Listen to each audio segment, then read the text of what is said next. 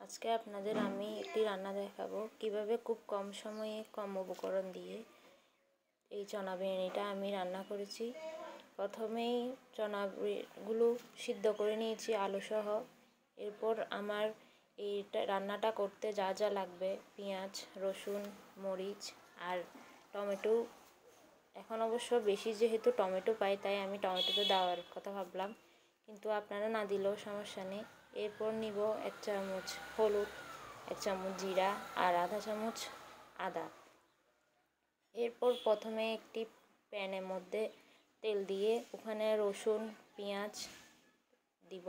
তারপর যখন রসুন পেঁয়াজগুলো লাল লাল হয়ে যাবে তখনই তার মধ্যে বাটিতে নেওয়া মশলাগুলো দিয়ে দিব। তারপর টমেটোটা দিয়ে ভালো করে কষিয়ে নেব। যখন উপরে ভালো করে কষানোর পরে যখন একটু তেল উঠে আসবে তখন একটু পানি দিব যাতে নিচে না লাগে মতো। এরপর আলুটাকেও মশলার সাথে আমরা ভেজে নিব যাতে এর স্বাদটা আরও দ্বিগুণ হয়।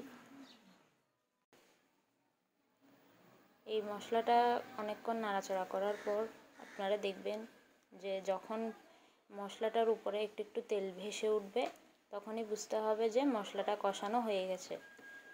এরপর মশলাটা কষানোর অর্ধেকে আমরা কিছু পেঁয়াজ, কাঁচামরিচ আর পরিমাণ মতো লবণ দিয়ে নিব। আমি এখানে 1 চামচ আর আধা চামচের মতো লবণ দিয়েছি আমার প্রয়োজন অনুযায়ী। আপনারা আপনাদের প্রয়োজন মতোই লবণটা দিবেন।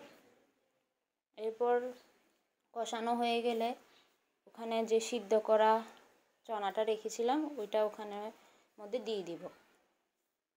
তারপর অবশ্যই মশলার সাথে সেটা ভালো করে মিশিয়ে নিব যাতে চনার মধ্যে মশলাটা ভালো করে মিশে যায়।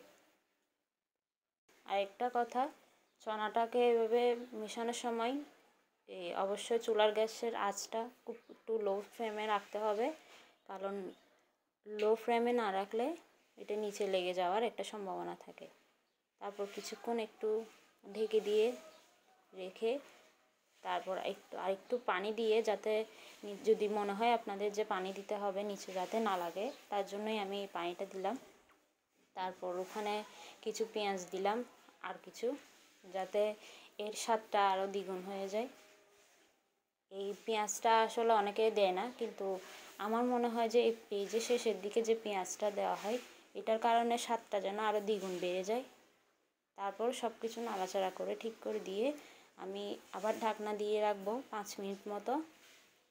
তারপর প্রায়ও রেডি হয়ে গেল আমার এই রান্নাটা। শেষে আমি ধনেপাতা দিব। এই ধনেপাতাটা আমার খুব ভালো লাগে এখানে চনাতে, কারণ এটার ফ্লেভারটা আরও বাড়িয়ে দেয়। তারপর শেষে আমি দিব কিছু গরম মশলা, যেটা আমি আগে হামানদিস্তাতে গুঁড়ো করে রেখে দিয়েছিলাম। তারপর পুরো মশলাটাই ভালোভাবে মিক্স করে নিব যাতে চনার মধ্যে পুরো মশলাটাই মিক্স হয়ে যায়। ভালোভাবে নেড়েচেড়ে দিয়ে একটু কিছুক্ষণ 5 মিনিট মতো দমে রাখবো। আর অবশ্যই আপনারা গরম মশলা দেওয়ার পরে একটু চুলার আঁচটাকে লো ফ্লেমের মধ্যেই রাখবেন, কারণ এই সময় নিচে লেগে যাওয়ার সম্ভাবনাটা বেশি থাকে, কারণ যেহেতু এখানে আমরা বাড়তি কোনো পানি তেমন অ্যাড করিনি তাই জন্য। এখন একটি প্লেটে নিয়ে তুলে আপনাদের দেখাচ্ছি যে এটার কালারটা দেখুন কতটা সুন্দর হয়েছে, এটা দেখতেও কতটা সুস্বাদু লাগছে। আপনাদের যদি ভালো লাগে আমার চ্যানেলটি অবশ্যই সাবস্ক্রাইব করবেন এবং কমেন্ট করবেন। সবাই খুব ভালো থাকবেন।